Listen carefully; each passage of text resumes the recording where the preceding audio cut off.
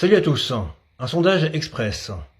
Est-ce que vous pensez, comme notre ministre de l'Intérieur, Bruno Retailleau, que le plus grand danger pour la République, c'est l'islamo-fascisme?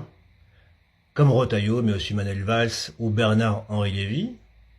Ou est-ce que vous estimez, comme d'autres, comme par exemple le philosophe israélien Leibovitz, que le plus grand danger pourrait être le judéo-fascisme, voire même ce qu'il appelait lui le judéo-nazisme?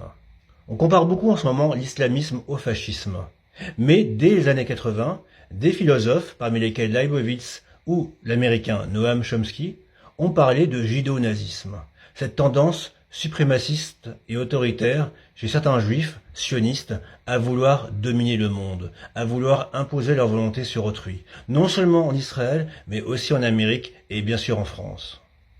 Donc la question se pose, d'après vous, quel est le plus grand danger pour la France en 2025? L'islamo-fascisme ou le judéo-fascisme?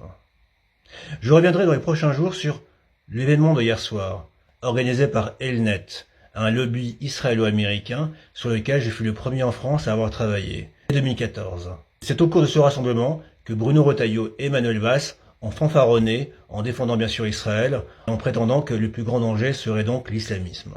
Il y a beaucoup de choses à dire sur Elnet, sur son patron, Aryeh Ben-Semoun, qui fut un personnage clé dans l'affaire Mera, et sur d'autres aspects aussi occultes et sombres autour d'Elnet, notamment sa connexion avec le Mossad. Mais j'y reviendrai.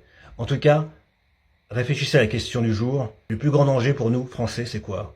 L'islamo-fascisme ou le judéo-fascisme? Vos réponses en commentaire sont les bienvenues. À très très vite. Ciao.